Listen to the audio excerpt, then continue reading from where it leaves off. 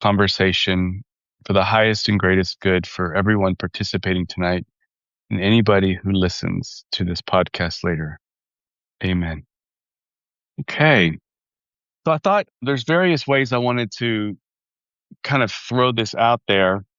I don't have a formal presentation made, but I don't think we need one. Usually we've been doing really good with just dialoguing on Law of One Night.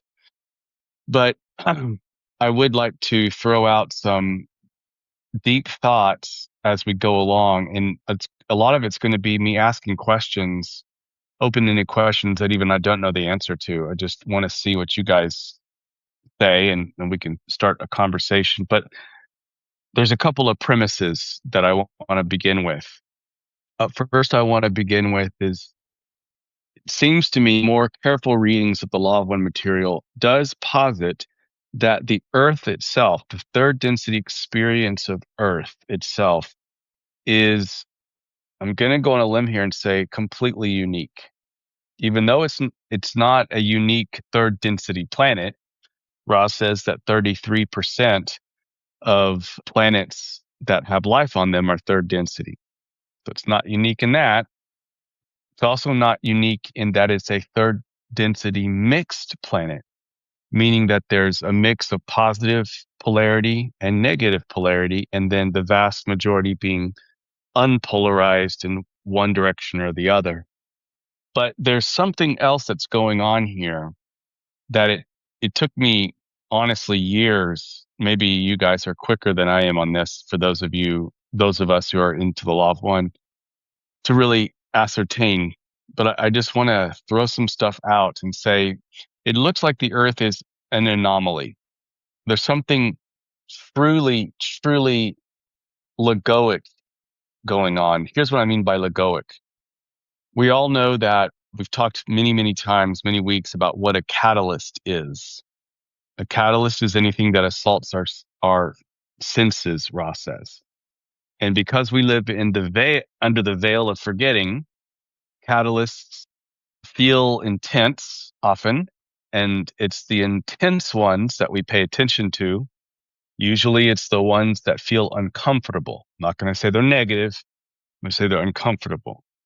And those are the ones that we can start to process and learn from, learn the lessons of love, move into wisdom, move into unity, those kinds of things. But here's the question. How does the Logos itself learn? What catalysts might occur for the Logos itself to learn on this huge macro scale? And I think the Earth is central in that.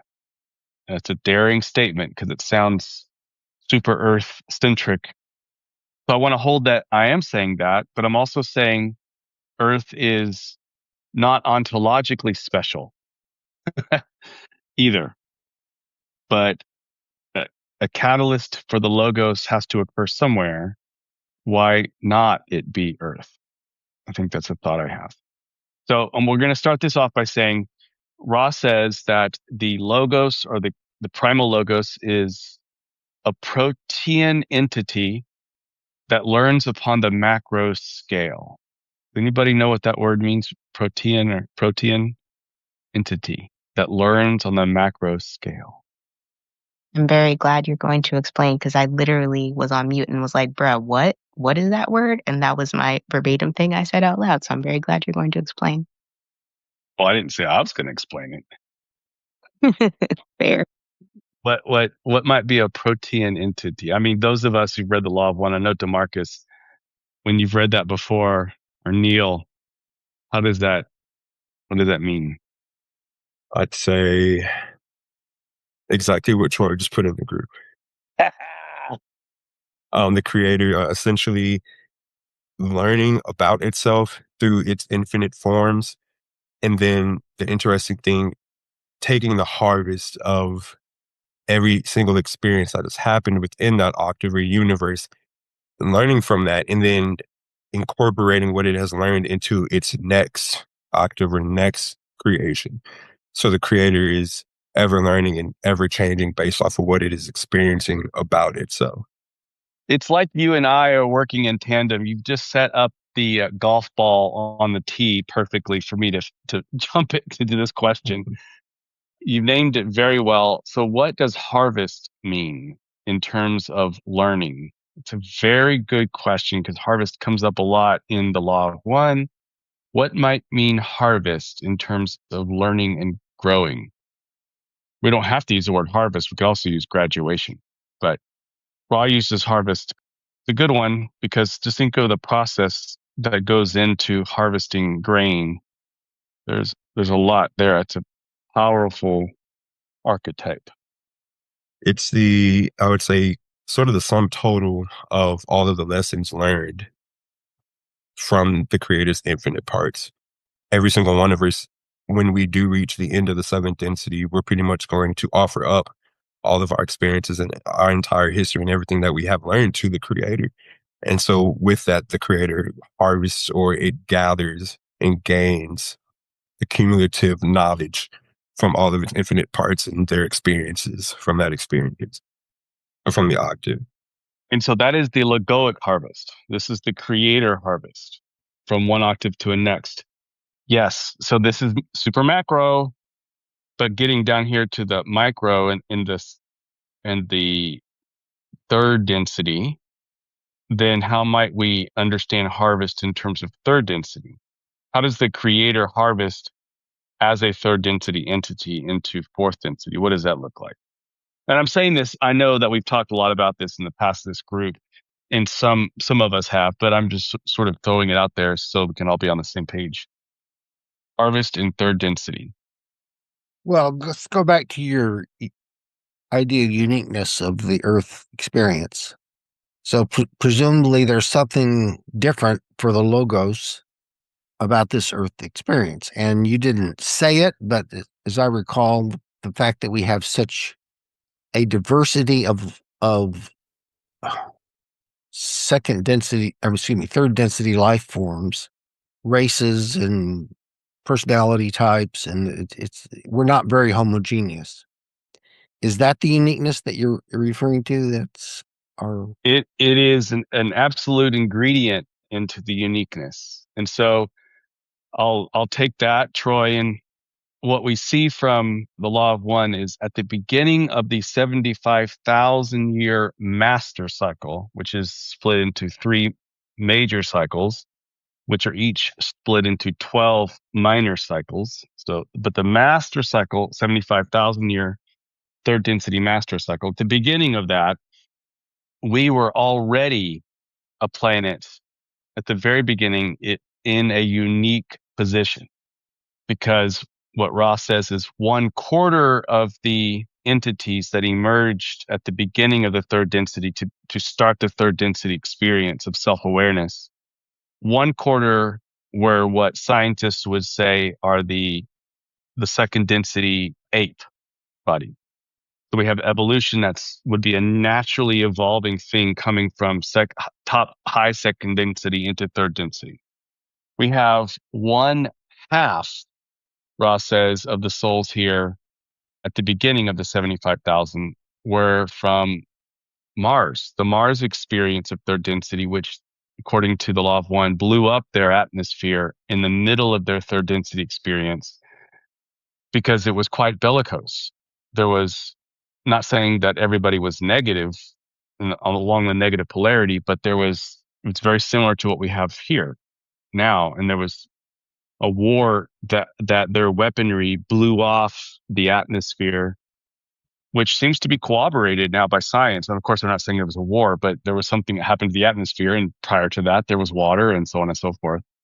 Those souls were gathered and brought here at the beginning of our third density experience, but it was in the middle of the Martian experience. And then there was 1/4 of the souls that were here.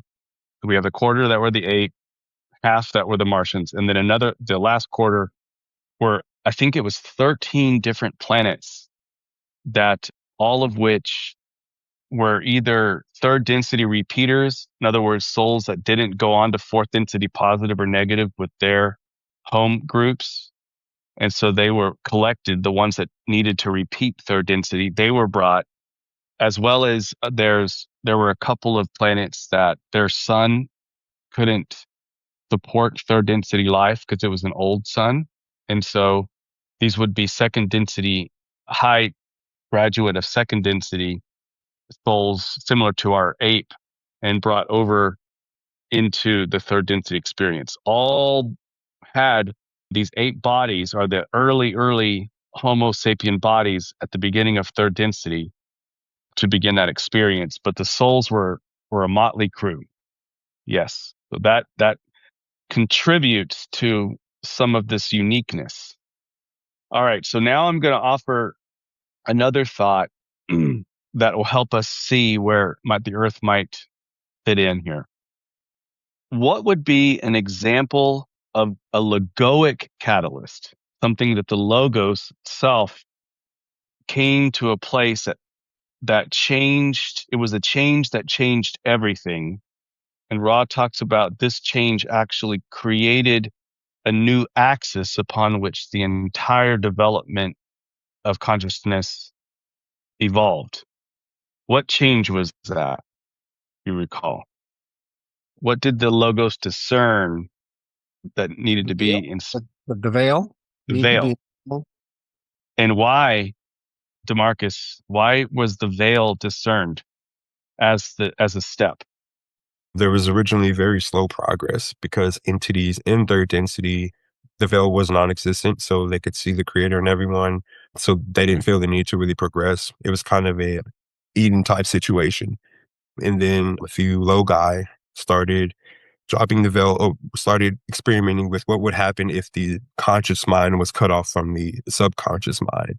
And so that was pretty much the institution of the veil in order to kind of push entities towards polarization and to make catalysts more intense. Yes.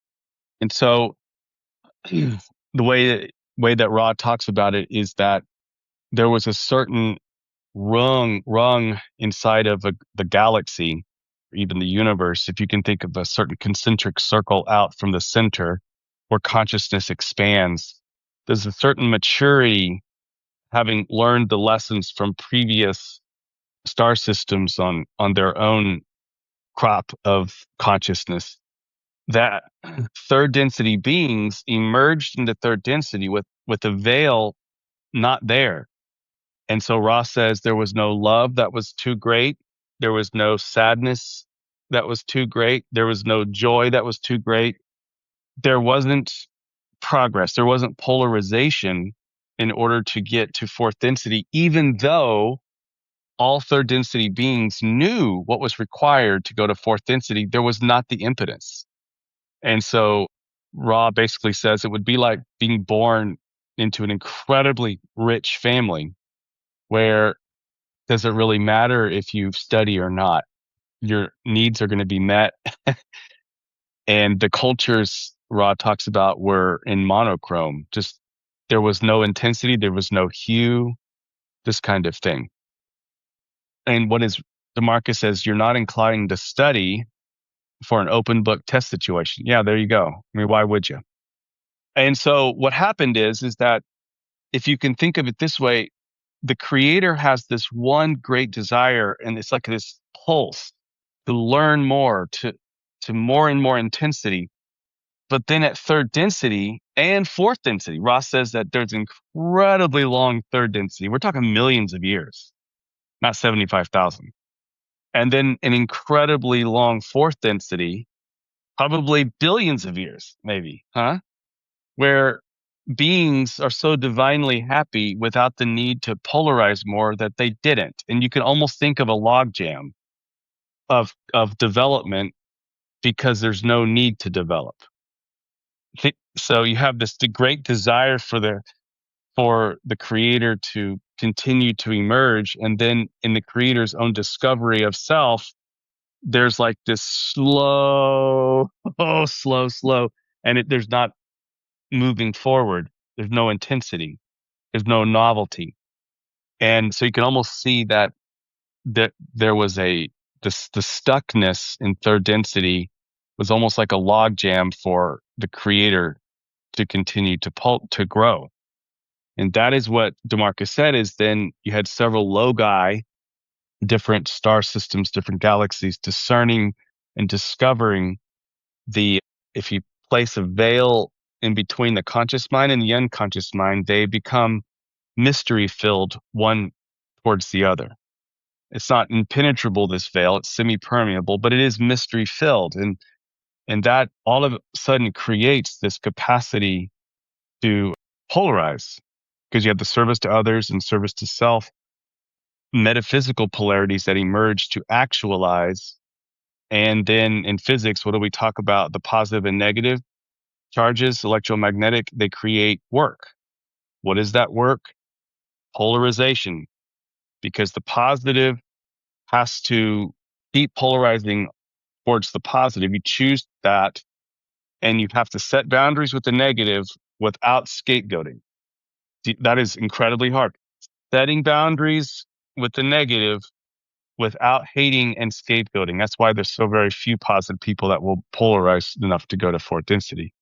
Likewise, on the negative path, it's so hard. You have to be 95% blocking of the heart, which is the normal thing, is to have the heart, but you got to intentionally block it in order to polarize more to the negative. So both paths are equally difficult, Ra says. But if this is on this side, the reason why there was the institution of the veil, because there was, you could call it a quagmire of development until the veil was put into place. And then all of a sudden you had this incredible amount of intensity. What might it look like if that experiment were taken to the extreme, to the other side of the coin? In other words, if the veil in place was needed in order to allow ongoing development for the creator, because there was a log jam, say, then can we imagine what it would look like to be on the other side of this bell curve, this side, so that there's a log jam? What would be the conditions that would create a catalyst, a necessary catalyst, a contrast, a tension, so that the whole pivoting can happen again? What might that be, do you think? I know it's a big cosmic question, but what might be some of the, The yeah, total shutting down of revelation from across the veil, so that you're sort of left alone with very little guidance. yeah, a feeling like there's no movement towards something. Mm-hmm. You feel like you're by yourself. You're totally cut off, separated. Okay. Yeah. Nihilistic despair. Yeah. And I think that that's actually fairly uncommon to have a nihilistic despair. It's common on this planet, but what has to happen for there to be a nihilistic despair? In other words, when you study the evolution of religion, what we find is, for the entirety of human history, there's been spirituality. It's kind of what makes us human in many ways. Mhm. And even today, I think it's something like 90% of humans say that they're spiritual or religious, maybe more than that. But that there is such a thing as atheism or agnosticism or nihilism is very rare in our human history and very recent. And therefore, I would argue it's very rare and very recent in the galaxy. What contributes, what makes us arrive at a place on Earth to say there is no meaning, there is no tether? See what Duncan has to say. This sort of illusion that all beings and even atoms are separate entities and that there is no purpose to anything.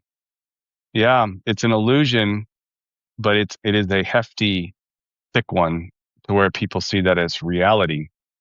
But again, what contributes to the environment of our human Earth collective so that we have such a thing as nihilism? That is a great question. Neil, did you have some thoughts? Say just the suffering and feeling cut off from love, or being told that, you're not loved, and believing that. Sure. Yeah. Fred? Oh, can't hear you, man. Oh, that's that's too bad. Sorry. It is, I know Richard Rohr, as well as there's some anthropologists and sociologists that would say agnosticism or atheism and nihilism is really the product of the Christian West. And what do we know that happened in the Christian West last century? Well, colonialism is a big old one of those. That's been going on for a long time. Capitalism too. In fact, capitalism, especially laissez-faire capitalism, the adoration and worship of the hidden hand doesn't really work too much now. We have too much evidence to show that it helps few people. I'll stop with the isms, but there's more. Oh boy, what does the M stand for? Let's see. But there's more. La la la. Haha. Yeah. Well, maybe it's the advent of the isms. Okay. In the 20th century, was it 100 million people that were killed? Was it close to 1 billion in the name of religion? Most of which were Christian or fighting against Christian or something. I mean, think about it. Which wars are you And thinking about? what's that? Which wars are you thinking about? Well, I'm thinking about World War I and World War II alone. Those were Christian nations that were fighting each other. You have and of course, Stalin, he was trying to root out Christianity, of course, in the name of some kind of humanism and atheism. But atheism, we now know, is actually Christianity on the other side. In other words, you wouldn't have atheism if you didn't have toxic theism, if you will, or let's say a theism that was interpreted and lived toxically. Christianity is the mother of atheism, is what even Richard Rohr says. And so what we have here is, if I could just offer this thought, on Earth, it is primarily a planet of psychological third density repeaters. This is one thing, and I'm not saying that as a pejorative statement. It seems to me this is it's not a prison planet, as you'll hear a lot of conspiracy places. This is the blessing in a sense. Why? Because it's the actual thing upon which the creator is pivoting to have a Logoic sized catalyst to rearrange everything. Just like the veil itself, the need for more intensity was the birth and origin of the concept of the veil, which Ross said was such a dramatic change that it literally takes the linearity of growth and pivots it and brings it back to third density, becomes the axis upon which. Why? Because in third density, God becomes self-aware, but does not know it's God. That is a third density being. God becomes aware of a sense of self and does not know that it is God. And therefore, one makes the choice of polarity, fourth density, Ross says, and fifth density and sixth density are all refinements of the choice that is made in third density. These are refinements of the statue that is hewn from the rock in third density. So the entire creation, the whole development is situated upon that choice in third density, positive or negative, service to others, service to self. And then everything else is working out the metaphysics to more highly polish and refine that one choice. But we are at a position now in Earth, because of the third density repeater psychology, many successive reincarnations, many successive people repeating third density here and still not polarizing. That ends up creating the same issue as the issue that existed prior to the veil, where there was a logjam, where people would spend millions of years in third density because there wasn't enough polarization or thoughts of how do you polarize to go to fourth density. Now we've got a situation on Earth where even the institutions that we build that affirm our growth are created and maintained inside of the third density bellicosity. I mean, here's what I mean by that. I know I'll just pick on Catholics because I'm a Catholic, but I know people who go to church. They could go to daily mass. They go to confession every Saturday. They never miss a Sunday mass because of the mortal sin that they're told that is. And yet when you listen to them, oftentimes they're the most judgmental. They're the most alienating, the most excited about, say, what Trump is doing right now, the most excited about bringing on death and destruction so that, Mother Mary comes back or something like this, just kill them all that don't believe in hardcore trad Catholic. But inside of that system, it feels so good. You're in a community, you're supported, you're told this is God, this is how you do it, this is all of the ways, and you're affirmed. And then you say you become a priest or you become a bishop inside of this. Like you're affirmed at the highest levels, but the whole thing can often be an entrapment without knowing it inside of third density lower chakra blockage. Just repeating that bellicosity over and over again. In other institutions that we see that are like this too.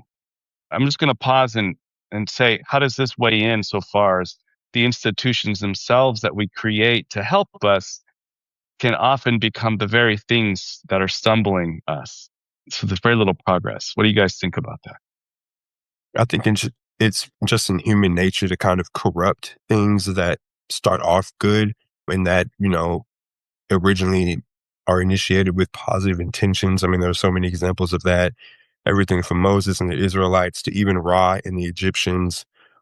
Something could start off good and then just through human error, through human egos and negative influences, things can easily get corrupted and kind of end up being the opposite of what was originally intended.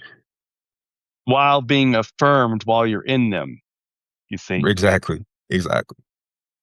And if you do that writ large, then we end up having a system that the Earth, let's say the Earth collective unconscious, which is one being, by the way, a planetary entity is the entire Earth as one being of which one organism of which we are all cells contributing to the one consciousness of the planet. And that consciousness is a very confused one because we are very confused. And even our version of ascension is in itself an entrapment because we're often anti-body. We're often anti thisness, this right now. Ascension in the name of getting the heck out of here is exactly the thing that keeps us entrapped all the more in third density. That's why I've been saying for years, and some of you have been saying it too with me, is that ascension is, if you want to ascend, you better learn how to incarnate all the more into this body, into thisness, and see the beauty of it all right here.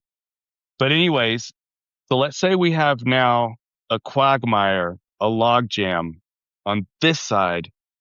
So if the experiment of installing the veil, however, few billions of years ago was a novel thing that rearranged everything, might there be something happening here that is the other side of that arc of when it's allowed to play out for a few billion years and then manifest in one location all of the extremes. So now we have the same issue, a logjam where people are repeating for millions of years their density. You see, it's the same kind of stuckness. And I know that as third density beings, we'll be like, wow, it really is really hard here. The veil is pretty thick.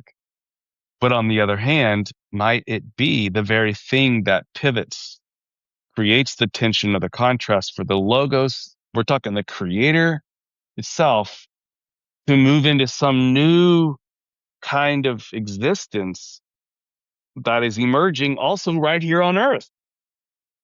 Like, wow, huh? How about that? Put that in your pipe. What do you guys think about that?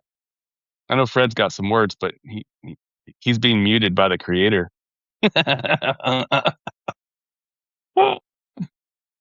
I've always it's interesting when you've been as sick as I am, and your brain doesn't work, you can't read or whatever, comprehend. But, for me, I've always been curious about, I just think about how history since the beginning of time has repeated itself and still appears to be repeating itself. And even with the two planets who destroyed themselves, oftentimes you could say, well, we're kind of still doing it. And I don't know, when you said the log jam of people repeating third density and the stuckness, it just sort of made me, whether you meant it or not, that's just what I kind of focused in on. I don't know the answer to the why, but we're in my perspective, we still seem to be repeating. Yet you do sense something else Mm-hmm. going on, out there. It's like we're repeating, but we're also increasing our self-awareness. So we know maybe we're repeating. Mm-hmm. It's a weird kind of new Mm-hmm. gnosis that's emerging right here. Yes. Okay. Well put. Thank you. Something magical is happening, something new. There's a new creation afoot, Absolutely. precisely at the place of the centermost stuckness of it all. Huh? Absolutely. Agree. Yes. Now, one of people might say, well, Doug, okay, that's still really Earth centric. Why don't you go back to the 15th century and hang out before Galileo? But might I say that Ra said to Don that because they involved themselves as a senior member of the Confederation, remind you, they're above the higher self level. So they're advanced sixth density. They're not mid sixth density. They're late sixth density beings. Okay. And their lesson is unity, not just unity in themselves, but unity not just in the social memory complex of the united organism that they are, but unity in their particular sphere of influence, which is the heliosphere. And one of the things Ross said is that after making all the mistakes they did by giving us the pyramids and and and and also working to continue the naive, or they were naive. They said we were very naive in our helping. They recorded in what's called the Great Record of Creation. Now think about that. This is their words. They choose their words like a surgeon chooses a scalpel and chooses where to cut in brain surgery. Ra chooses the words they use because it has precise meanings and layers.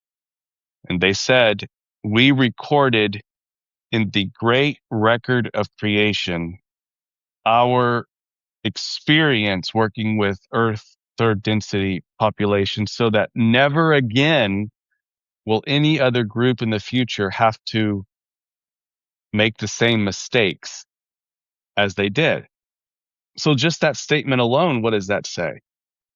I mean, this is not the great record of the hall records of the solar system or even the galaxy. This is creation. You see that? Ross says that never again will this have to be. So it hadn't happened before. So they're learning from their mistakes. And They're it learning basically for all. says that it's kind of an experiment in a way, that they kind of knew the direction it would go, but they weren't 100% sure about how it would end up. And once they saw how it ended up, they're like, all right, guys, let's make sure to never do that again. Yeah, they didn't know what direction they were going to go. They thought it was going to go because Ra came from Venus, according to the Law of One, and it was such a homogeneous and harmonious experience that Ra says they were very similar to what life was like prior to the veil being implemented. The way I take that is it could be that the veil was implemented maybe 2-3 billion years ago, because that's when Ra started their that's when they left their third density experience, I think. So it might have been around, they might have been the early products of the veil, which is why it wasn't as articulated as it is now. But the point is that they were helped when they were in third density by other sixth density beings at that time, their teachers, in ways that Ra tried to recreate with us, because it was helpful for them, but they had no idea what it was like to help such a motley crew here. But don't think of it as a mistake, because in the grand scheme of things, Ra's very infringement or entanglement, karmic entanglement, provided two things. It provided Ra's own evolutionary track, because their movement through sixth density into seventh density, the way they could learn, because they've already learned so much so quickly, Ra said, was that they had to get karmically entangled with us, so that in learning how to balance the karmic imbalances that their influence created in Earth's humanity, that to try to redress those imbalances actually is their curriculum. It's how they're learning about the fine nuances of karma in the universe. But also the other thing it did is it provided, again, this ongoing logjam. It created, again, the system, the environment of a logjam, not to create a prison planet, not to create hell. Don't, those conspiracy theories, don't buy into that. It is to create the very cornerstone on which the pivoting is happening again. It's happening right here. Something is happening here. I have some theories on that, but maybe that'll be for another time. But it's a beautiful thinking here. But again, Ross says we recorded it, so it will never again need to happen. But that means it never happened before. Something new is here. How does this make you feel? I know it might affirm how your experience of it being really hard here, but at the same time, other channeled material says that there's a waiting list to get in here to Earth because it's so blessed. The struggles and the, I guess using a sociological term, the anomie that one experiences on this planet is really like a fertile ground to learn a lot of lessons really quickly. It has a kind of a drawback in the same way that you can have such a tumultuous incarnation that you end up not really learning much and you maybe depart this world pretty quickly. But at the same time, if you are of the caliber to be aware of any lessons that you do learn, it's extremely profitable in that sense. Yeah, and I think we have the capacity on Earth to basically become fully enlightened beings.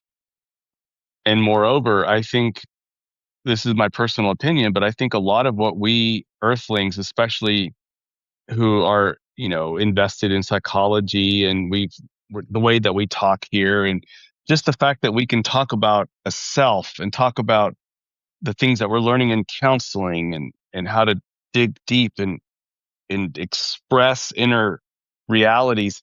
I think that's fifth density stuff. I think that's some of the stuff that happens on fifth density planets.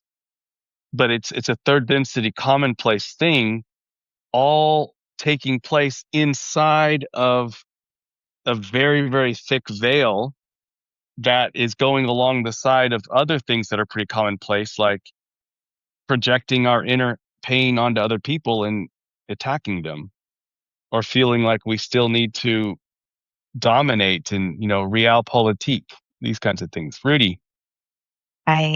I openly acknowledge that it is my tendency to dunk on Earth and ourselves in Earth. So I own that. But as you're talking, I'm like, wait, so is it like those little Fisher Price sets, like where, you know, how you have like a Fisher Price kitchen or like a little house or like a little car, Jeep? Like we're trying to do these grown up things. We're taking these fifth density concepts of identity and self, but doing them at the level at which we can do them like a 5-year-old. No, it's not like that. It is Okay. like, it is, in a sense, it is like the same being who can articulate things at the level of fifth density and nuance and depth and karma and all that, while at the same time playing with toys in the same being. Do we have the same capacity in both forms or no, or sort No, of? I mean, what I'm trying to say, Hmm. here is that if you have a planet that is Hmm. as complicated and nuanced here, you've got millions and millions of people who are wanderers. These are sixth density souls incarnated Mm. here as third density beings. And their form of communication, their form of the community and what interests them is necessarily going to be something that is not of interest to the vast majority. But what is normal inside of Mm. those communities or that thinking is going to be fairly sophisticated theology and philosophy and kind of meaning and purpose that is articulated and enjoyed at a level that, let's say, may not be so natural or normal to other third density beings who might be freshly new and newly minted third density beings, Got it. uh, Gigi Hauser. or Rudy Sade, you know? But the I got it. I got it. So the kids that are doing slightly advanced math because they're weird kids doing it for fun. Got it. Yeah, they're, it's like nerd is the new superhero. But anyways, what I'm saying is you've got these kinds of people that are interested in these kinds of nuanced, deep philosophical, deeply nuanced things that could only emerge from an environment of such intensity. It could only emerge from that. Do you see? So if you have a planet that was, let's say, 60% positive, I mean all positive, they third density, they polarized to the fourth density positive, they went to the fifth density positive. Sure, they're moving into different bodies, humanoid bodies to light bodies and whatnot. And maybe they're discovering how to use light in a way that is easier for them at the more etiolated realms, lighter realms and whatnot, astral realms. But those things can be accessed here. And when you and I have a good conversation, when we're talking in this way, don't think there's not a shit ton of light that's happening, stirring around. And I mean, this is fifth density stuff. This is fourth, fifth density stuff happening right here. I'm gonna shut up after this one, but this one it just keeps coming up. Okay, if we were all really happy and we got to a log jam, we were all really stoked, but log jam is what happened because everyone was very busy being happy. Now we have, ennui or whatever, we have the stagnation, bellicosity mixing in, and we still have a log jam. Like then what was the point? Then why were we veiled? Could we not just be like having a great time log jammed? I would rather be at the disco log jammed Yeah, than but like it ain't hot about and us. uncomfortable. Huh? It Mm, ain't about mm. us. That's fair. We are Fair. God's sense organs. Fair. It's not that you don't matter. It's not that I don't matter, but let me ask you this, like, uh, your hands, did maybe you have a skill, maybe you cross stitch. I don't know. I played baseball for 15 years, but I know that I had to cut a lot of nails to get my knuckleball to work. Yeah. Well, what if my nail was sentient? Oh God, I'm getting cut, you know? Well, those cells were sentient and then it's terrible.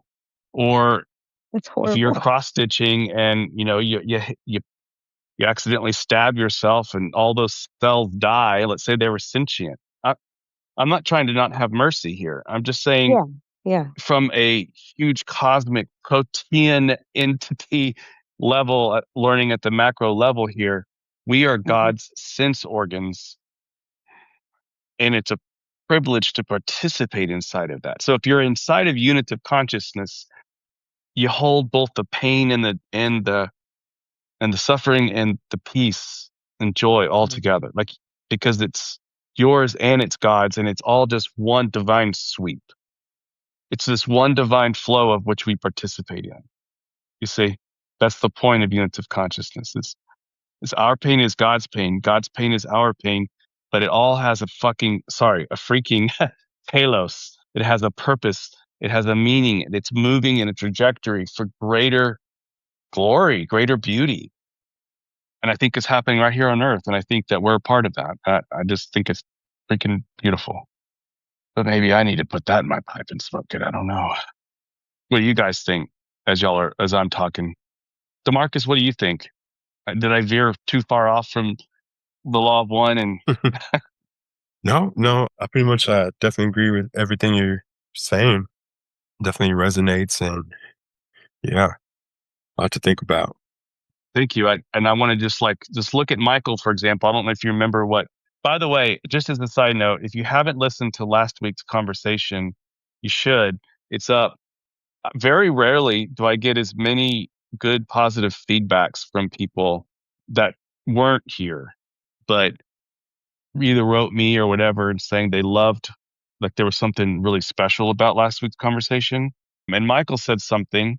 He says, he's arrived at a position in his life that he isn't actively, intentionally trying to emit love wherever he goes, and may it be unconditional. And I know he struggles just like everybody else, but that is his intention to do that at an unconditional level. And I know that he knows what conditional unconditional is because of his life. I know about his life. So when he says unconditional love and then he tries to do it, I'm trusting that it's unconditional love because he knows what conditional love is. You see, that's a high level thing, in that he's trying to choose it every moment with everybody. In this environment is God's own growth through Michael. And we all have these kinds of things inside of us. It's you can feel the groan, like St. Paul says, that the very universe is groans with this eros, God's own divine eros, groaning and moving into completion. Like we are that groan. We're God's lament and God's ecstasy at the same time. It's a mystery of participation that never gets old. All right, 9:00. We're done. Thank you for talking and participating. I hope it was at least interesting. And could someone close us out? I will. And it ties in a little bit about with what Mike said last week. And it's the St. Francis prayer. It says, God, make us an instrument of your peace. Where there is hatred, let us sow love. Where there is injury, pardon. Where there is doubt, faith. Where is there despair, hope. Where there is darkness, light. Where there is sadness, joy. Amen.